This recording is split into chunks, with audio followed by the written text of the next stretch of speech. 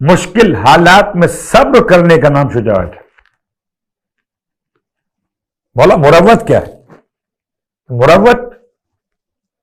مروت کہتے دین کا تحفظ، حقوق کی ادائیگی اور بری باتوں سے، نامناسب اور نیچ باتوں سے اپنے آپ کو بچانا. اللہ اکبر. اور مروت کا آخری جملہ نہ فرماتے ہیں سلام کی ابتدا کرنا مروت ہے. تو علم، عمل اور عمل کا ایک اور پارٹ کہ اوراد اور وظائف. سورہ کوثر، انا اعطیناک الکوثر فصل لربک وانحر ان شانئک هو الابتر. یہ سورہ رات کو سونے سے پہلے ایک بار پڑھ لیجیے. مشکل نہیں ہے، اور مشکل ہو بھی تو اس کا جو فائدہ ہے وہ اس سے بڑا ہے. کیا فائدہ ہے؟ فائدہ ہے کہ اگر کوئی انسان رات کو سونے سے پہلے ایک مرتبہ، صرف ایک مرتبہ سورہ کوثر کی تلاوت کر تو خدا اس کو فتنہ قبر سے محفوظ کر دیتا. فتنہ قبر پناہ مانگتا ہوں میں اپنے لیے، تمام اپنے اہل و عیال کے لیے، تمام اہل ایمان محبت کرنے والوں کے لیے. فتنہ قبر. فتنے کا مطلب کیا ہوا؟ آزمائش، امتحان. خدا ہم سب کو نصیب کریں انشاءاللہ عمرہ اور حج کی سعادت، کبھی محروم نہ کرے عمرہ اور حج اور زیارات سے. اللہ اکبر. سامعین گرامی قدر، اگر کوئی انسان صحیح کرنے کے لیے دعاؤں کی تلاوت کرے صفا پہاڑی پہ کھڑے ہو کر، تو وہاں پر دعاؤں میں جملہ شامل، پروردگار میں تجھ سے فتنہ قبر، عذاب قبر کی پناہ چاہتا ہوں.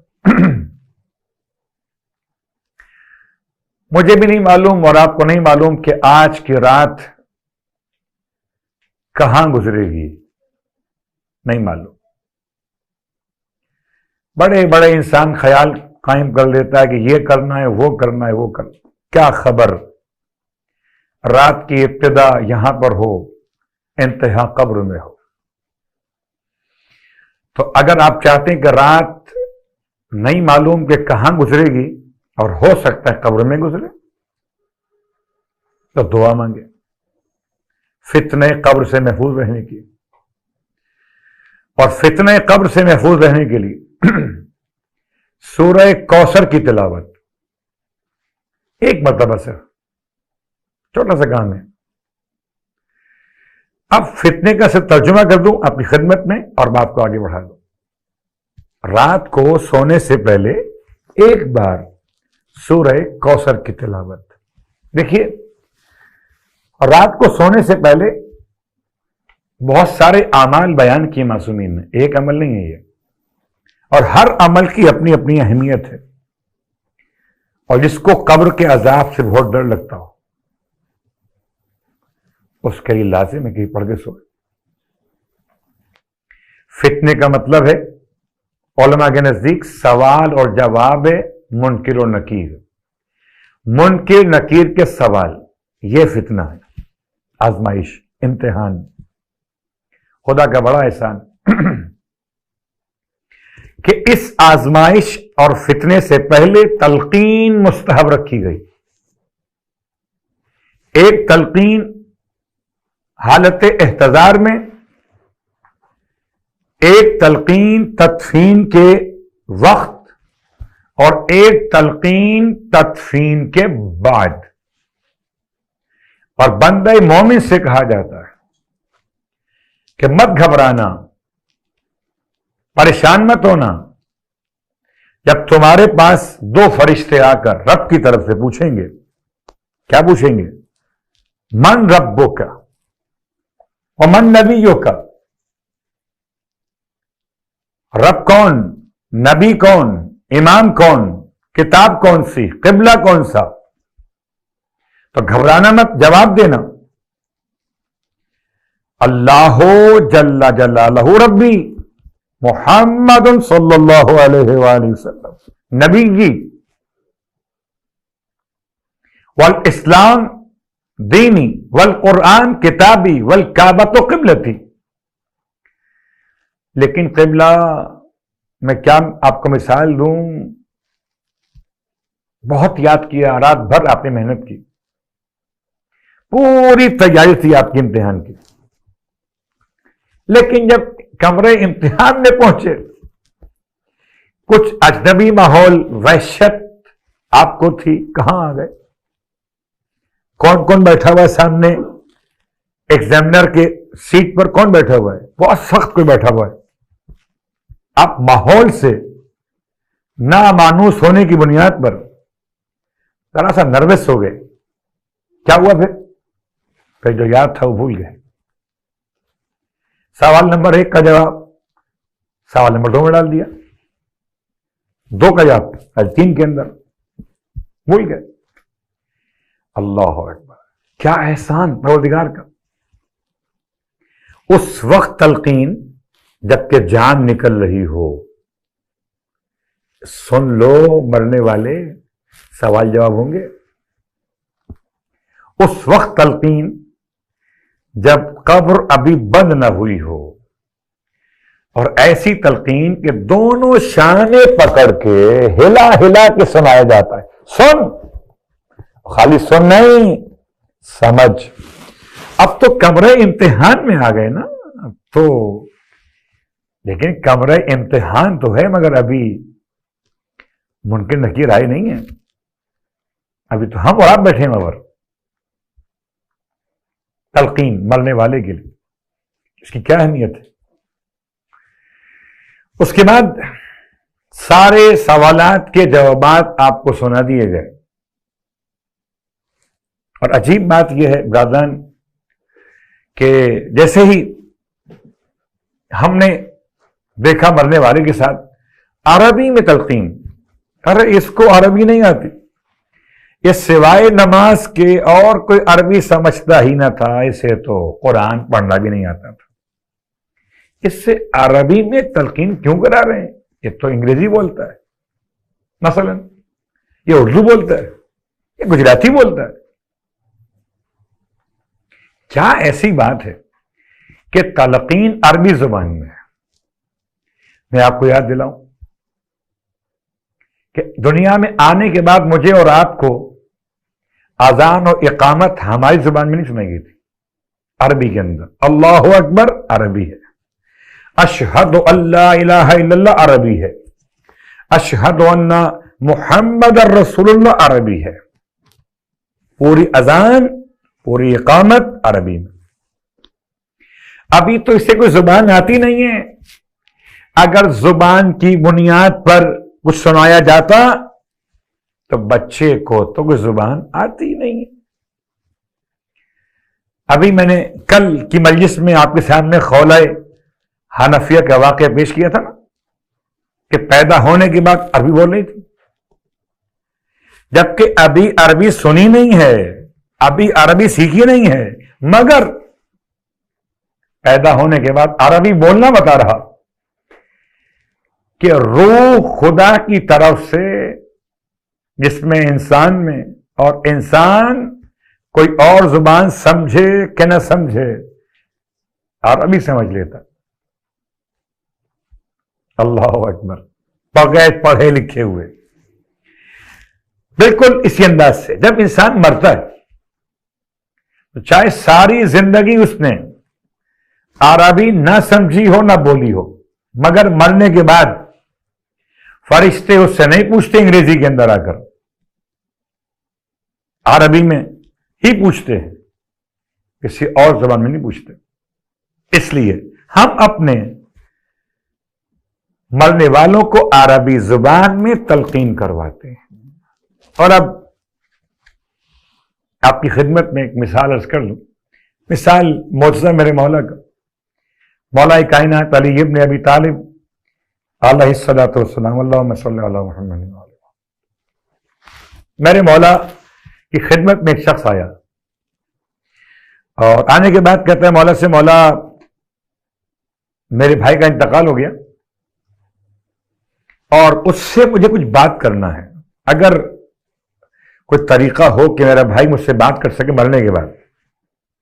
بات کے بعد آپ فرماتے ہیں تمہارے بھائی کی قبر کہاں پر ہے؟ تو بصرہ میں. مولا کا کوفے کے اندر. قبر کہاں؟ بصرے کے اندر. امام فرماتے ہیں اچھا ہمارا ہاتھ پکڑو، آنکھیں بند کر لو. کوفے سے بصرہ کا فاصلہ اتنا آسان نہیں ہے. 5 گھنٹے 5.5 گھنٹے یا کچھ اس سے کم یا زیادہ لگ جاتے ہیں آج کے دور میں اگر ایک مناسب رفتار والی گاڑی سے آپ جائیں. آنکھیں بند کر لو، ہمارا ہاتھ پکڑ لو. اب تو سمجھے دنیا جس کا وسیع اس طرح سے لے جانے پر قادر ہو، اس کا نبی کا رب. اللہ اکبر. بغیر کسی مادی وسیلے کے لے گئے مولا. بصرہ پہنچ گئے. قبرستان، یہ قبر میرے بھائی کی ہے. امام قریب گئے، ٹھوکر ماری. فرمایا اٹھ جا اللہ کے حکم سے. اٹھ گیا. کون ہے؟ عراقی. عراقی مطلب عربی. اٹھایا اسے. فرمایا اس سے بھائی سے، یہی تمہارا بھائی ہے؟ ہاں یہی بھائی ہے. پوچھو سے کیا پوچھنا ہے؟ اس نے پوچھا عربی میں، عراقی زبان میں کسی چیز کے بارے میں جو رکھ کے بھول گیا تھا کہ مرنے والا. کہاں رکھی آپ نے؟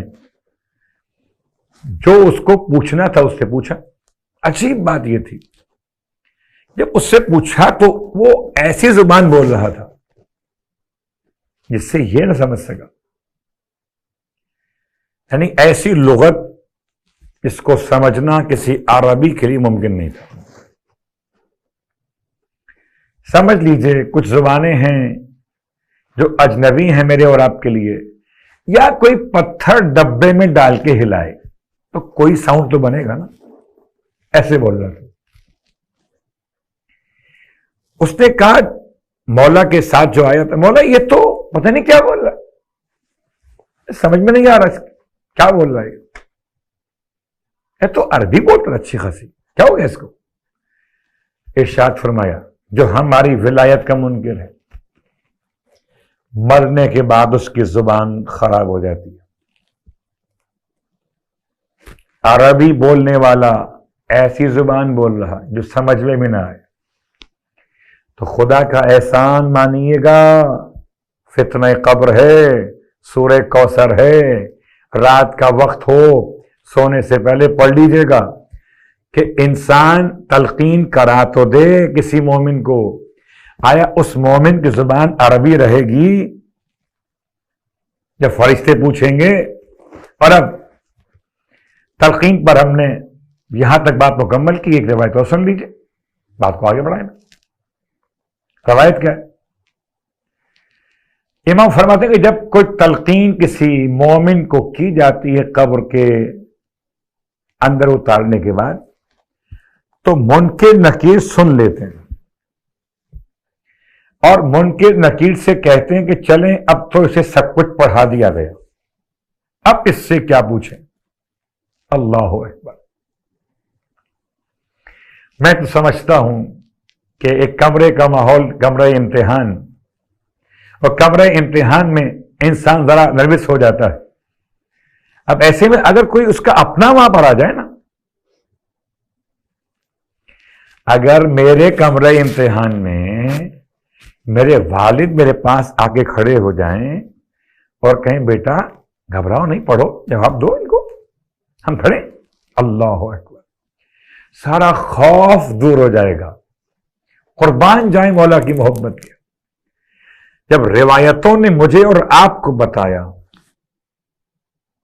اللہ کے حبیب کا فرمان کہ حب اہل بیتی نافع فی سبعۃ مواطن، میرے اہل بیت کی محبت 7 مقامات میں فائدہ پہنچائے گی، ان میں سے دوسرا مقام فی القبر،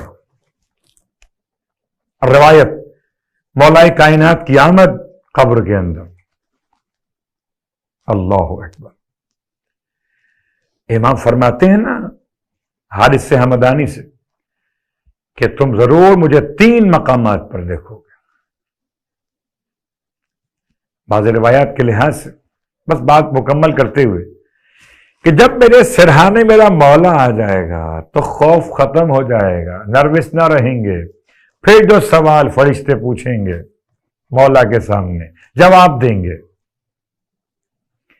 اور یا شاید شاعر اب یہ کہہ دے کہ قبر منکر پر منکر نکیر آتے ہیں اور قبر مومن پہ والد شبیر آتے ہیں، نہ کرو سوال مجھ سے مرقت کا، ہٹو ہٹو کہ جناب امیر آتے ہیں۔ اللہم صلی علی محمد وآل محمد وعجل فرجہ۔ آباد رہیں، شاد رہیں مولا کے چاہنے والے۔ لیکن فتنہ قبر سے بچنے کے لیے سورہ کوثر کی تلاوت رات کو سونے سے پہلے 1 مرتبہ سے